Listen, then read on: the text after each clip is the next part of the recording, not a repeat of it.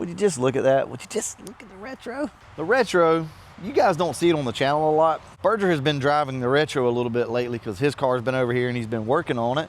So he needed something to drive back and forth to work. So he's been driving this car and he says, no issues whatsoever. I mean, he's driven this thing 3 or 4 times to work. So I just wanted to let you know that the retro is doing great. Had a lot of questions about the poop coupe, like where are we at with this thing and what are we gonna do? None of these cars are the star of the show today. We're gonna be back on the 65, but before we get into that, let's talk about the old poop coupe. What's the deal with this car? What are we planning on doing with it? I was talking to Joe Nate last night, and I think we've come up with a really good plan, which is to continue to run this thing on motor and then put a 100 shot on it. So the small kit that we had in there, that we had on the 65, I think we're gonna put it on the poop coupe, and I wanna see a 740 out of this car on a 100 shot. Remember guys, this is a bone stock engine. That's what I'd like to see. But for right now though, nothing's gonna be done with this car. We got a bunch of other irons in the fire, but we will get back on it here pretty soon. We're gonna be working on the 65 today. There's a few things that I wanna do to clean this car up. I think I'm gonna go back to the standard settings, to the factory settings that came from ATM, and rejet this thing and start from scratch, because I just think it's gonna be the best option, right? We have poked around in here and played and changed jetting and things like that to the point to where we were trying to compensate for another issue, which you guys know we eventually figured out. I don't know, I say figured out. We got it done. We got it fixed. I just don't know what it was, but it wasn't a carburetor, in other words. So go back to factory jetting on this thing. Let me kind of show you this calibration sheet over here that come from ATM. This is the carburetor that's on the 65 right now. And the main thing I want to look at is this. So we have 74 main jets and size 83 in the rear. Currently we have 83 87s, which is a big jump. This car does not need that. Now that I'm thinking about it, there's no way this little engine needs that. Maybe a couple of sizes bigger, but we should be good. Also, it came with a power valve in it, and as you can see, it's an 8.5. This car doesn't have a lot of vacuum because of the cam, so I put a 2.5 in it. Let's go ahead, swap all these jets back around to factory, and I think that's gonna make a big difference in the car and how it runs. I don't know. We're gonna see what this looks like. I don't usually do stuff like this, like get all into the filming stuff, but I'm trying to do better, okay? So I think what I'm gonna do is just go ahead and pull the carburetor off the car. I think that's gonna be the best thing. I can change the jets up front. I don't know, maybe, we'll see. Let's do that. Let's just try to leave the carburetor on the car for now, and cause all this stuff is, it's finicky. So I'm gonna show you guys a cool little trick that, I don't know, I think it was Thunderhead 289 maybe, or I'm not sure who it was that showed me this trick. You can take a paint cap like this, obviously with no hole in the bottom of it, like a lot of them have. Take this and you can put it underneath one of your bolts in your bowl for your carburetor, and that is almost exactly what a standard size bowl has in it, amount wise, like fluid wise. So you can drain it into that and keep your intake nice and clean.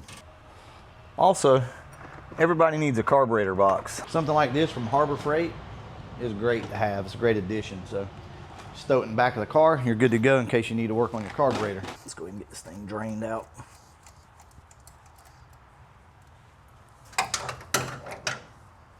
And as you'll see,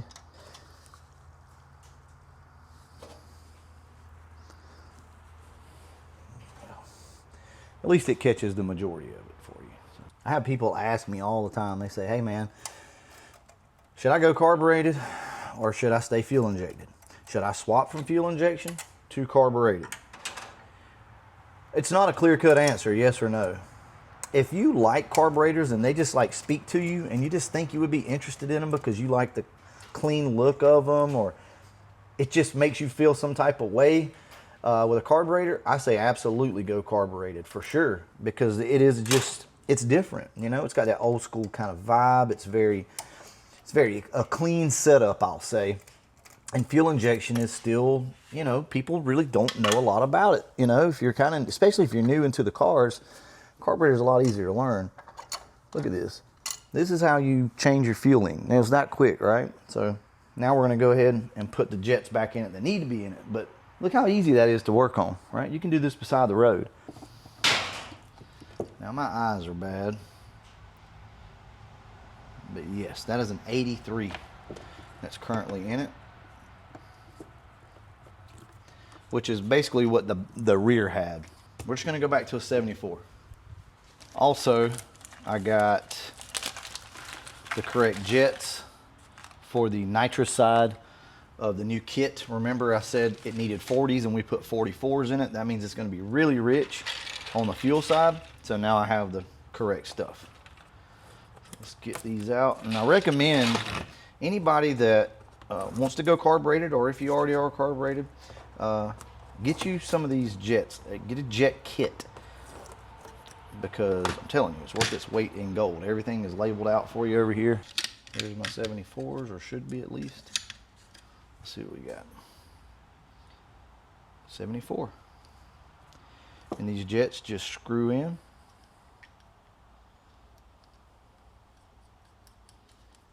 I really should have taken the carburetor off and made sure that the butterflies were balanced. I may go ahead and take the carburetor off. I didn't think about that. Okay, we have a 2.5 power valve in the car.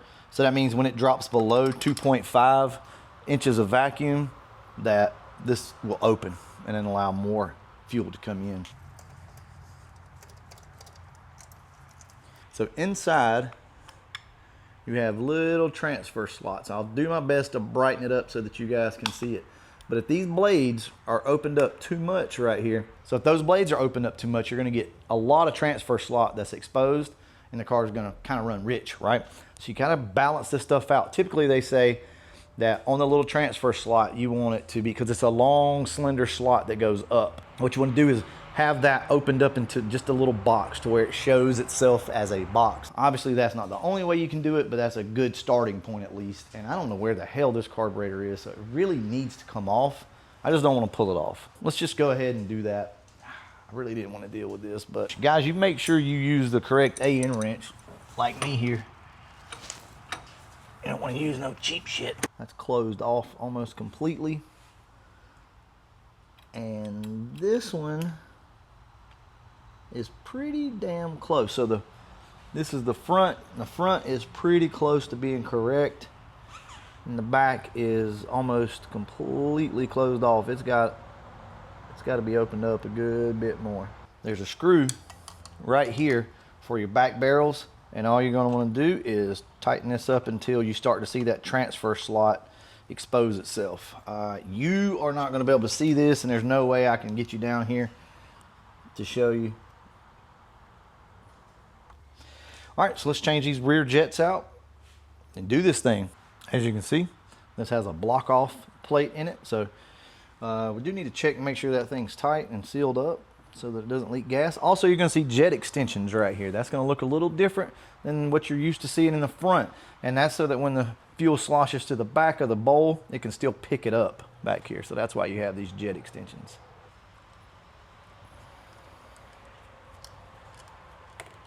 And we're going to go back to 83, which is the damn jets that we pulled out. So here we go, back to the 83s. Also, this is a good time to just go in and inspect everything. Make sure you don't have any trash in anything that you can see.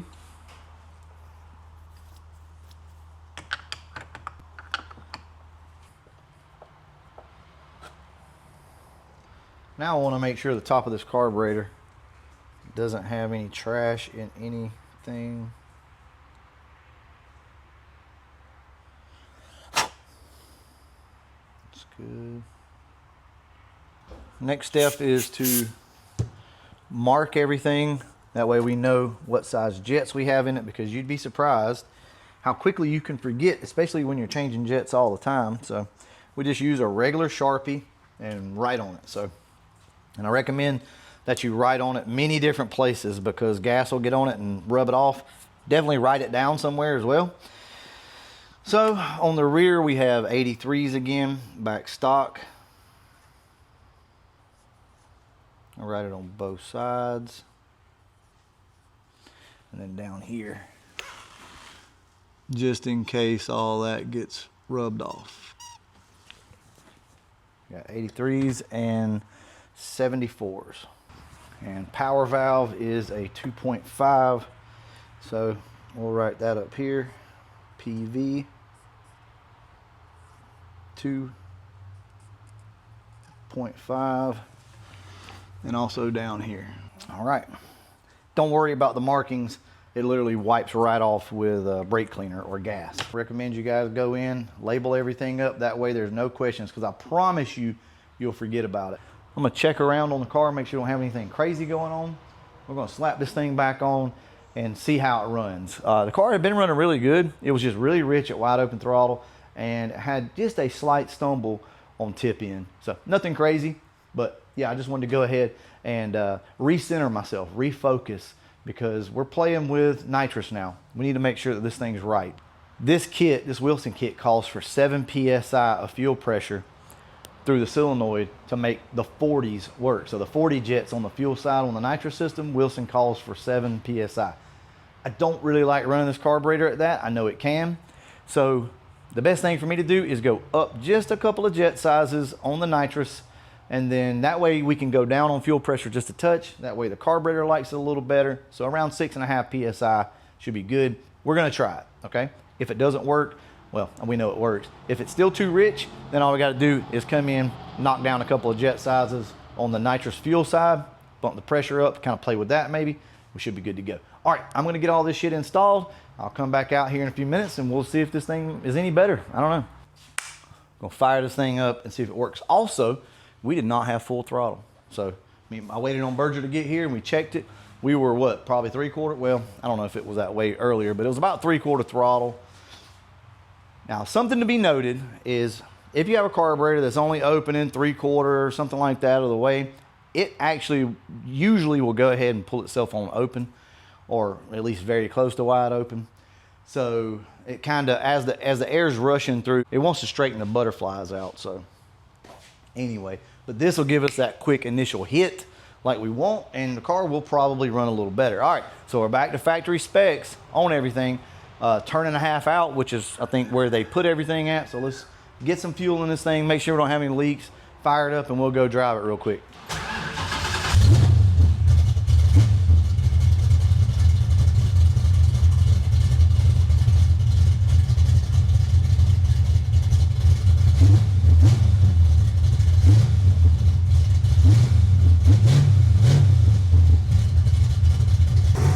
Floats look good. We're actually right at about 7.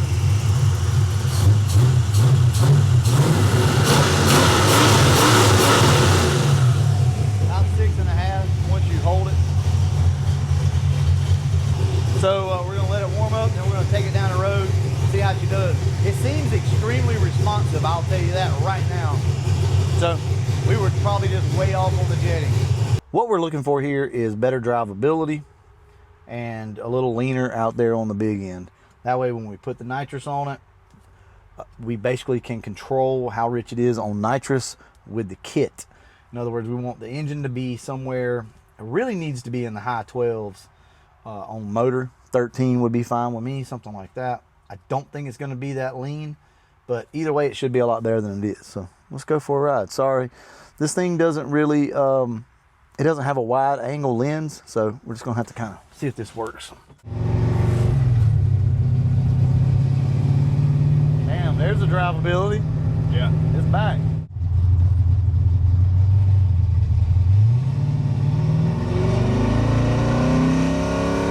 Oh yeah, there she is. Yeah. That's about 2 numbers.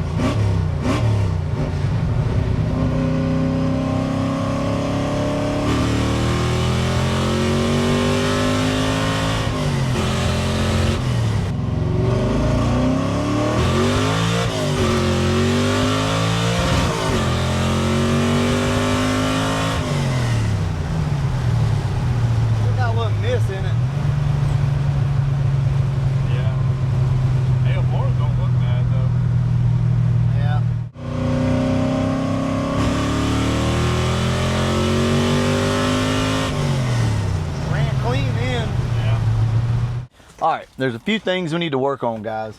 First off, this is causing all sorts of issues There's a wire in here, I guess, inside of this that is touching and it's grounding out, so it's shorting out essentially.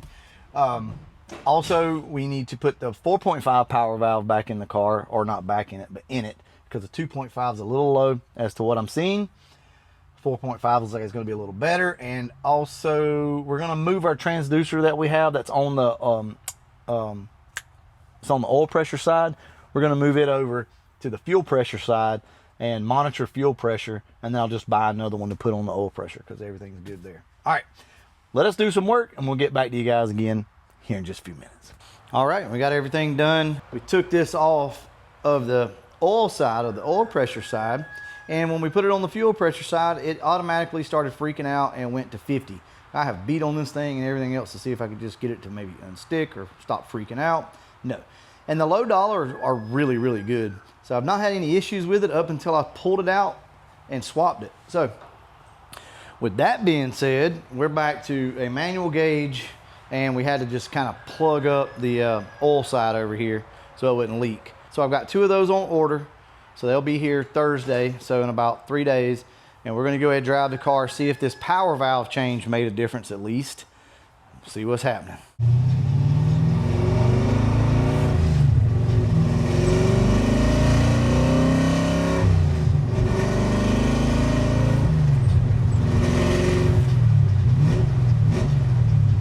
May have to adjust that accelerator pump a little bit because I backed off on it a while back.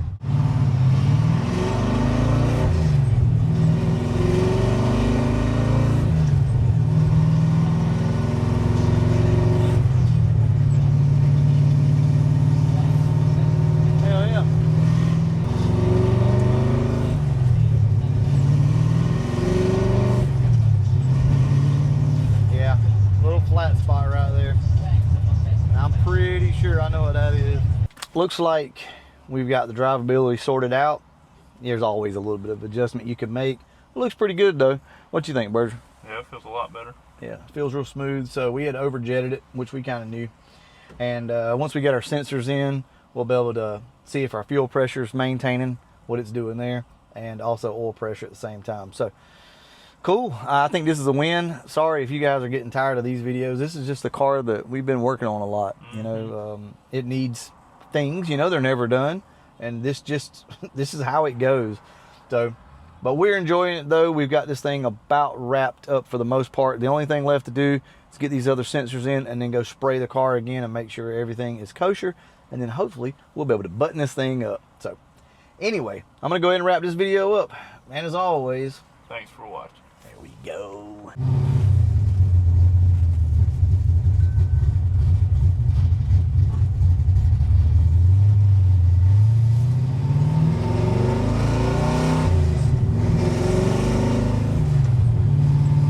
If you let all the way off the throttle and then go to second and press the throttle again, it gets that hesitation in it. But if you kind of stay on it, it don't do it. So that tells me, yeah, that tells me that that accelerator pump needs to be adjusted. Same for me, acceleration and wrist. If I keep my foot on it, it does fine. But that's a lot easier to adjust. Hell yeah, it is. We're gonna burn this bitch down.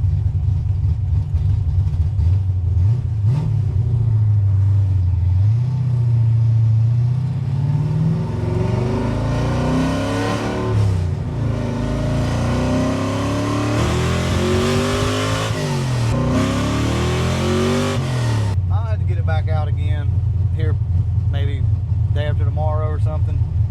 Try it again on nitrous. Oh, I'll never get that shit, can you? I know. Excuse me, fuck.